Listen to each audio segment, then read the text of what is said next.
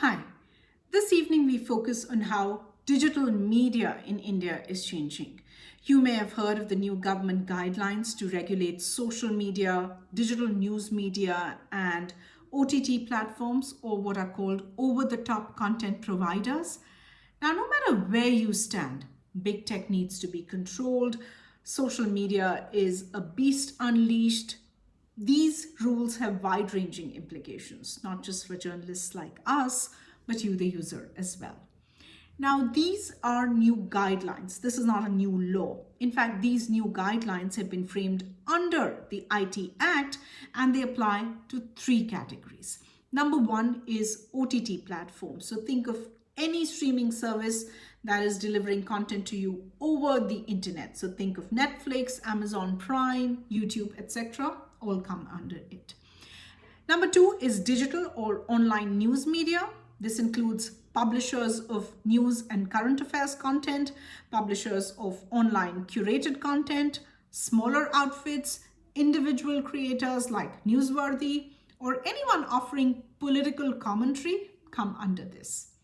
Number three, the third category is social media, divided into two: social media intermediaries and significant social media intermediaries. The latter has a much larger user base.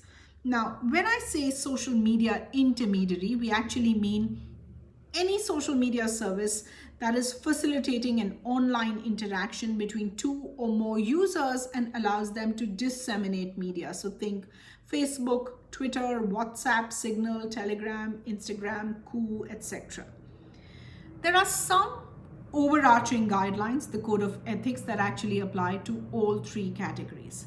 Number one is on some kinds of content that is prohibited. So anything that threatens the unity, integrity, defense, security, or public order, or any content that causes to the commission of a cognizable offense, or any content that's pornographic, pedophilic, etc.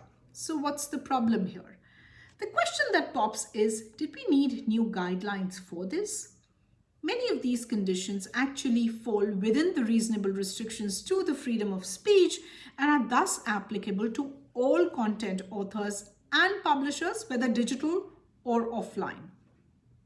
It is actually this reiteration in the new guidelines that is becoming a little worrisome, given the increasingly subjective interpretation of what today can count as threatening the unity or sovereignty of India, for instance. Number two, the new rules actually stipulate that when a platform, and by that I mean any platform, OTT, digital media, etc., gets a notice that this code of ethics has been violated by some content, they have to remove the content within 36 hours. There's also then a three-tier grievance redressal framework that has been laid out. So you have to appoint an in-house redressal officer who gets 15 days to address a complaint. The second tier is an independent, self-regulating body with 5 experts headed by a retired Supreme Court or High Court judge appointed by the ministry, which is why I put the air quotes. These bodies can issue a warning, they can ask for an apology, they can ask for a disclaimer, and if the complaint remains unresolved, they can send it to the third tier. The third tier has an oversight government body consisting of officials from home, law, defense ministries, women and child development, IT, etc. Now, this body can take suo motu cognizance of violations. It has the power to block content. Remember, it has sitting bureaucrats. Think about a news media portal and an oversight governmental committee. This committee has both the right to complain about a piece of content. It also has the authority to enforce an action that it deems fit on the content. Do you see where the problem could be? I also want to touch on some rules that are specific to social media or significant social media intermediaries. So remember, companies like Twitter, Facebook, etc. This has wide-ranging implications. Let's explain this just a little bit, because so far Section 79 of the IT Act provided what was called a safe harbor to these companies. It exempted these companies from liability for the actions of their users like you and me. In return for this immunity, they had to comply with a set of conditions that had been set by the government.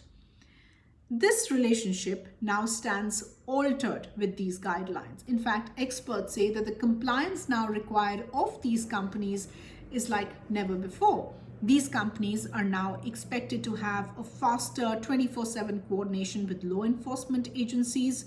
These companies are expected to file a compliance report with details of complaints received as well as details of content removed. But perhaps the most controversial of them all is that they need to reveal the first originator of any mischievous content. That is, who was the first person to share a particular piece of information. Now, tracking the origin of messages may require apps that are offering privacy like Signal and Telegram and WhatsApp to break their end-to-end encryption. Remember, that means only the sender and the receiver view a message and no one else in between, not even the intermediary itself. The sender is claiming he doesn't care about the content of the messages being passed around, but if there is an incident that is found to have been instigated through social media, they want to know who started it. Experts say that's really not possible. You can't really do that without reading the contents of a message.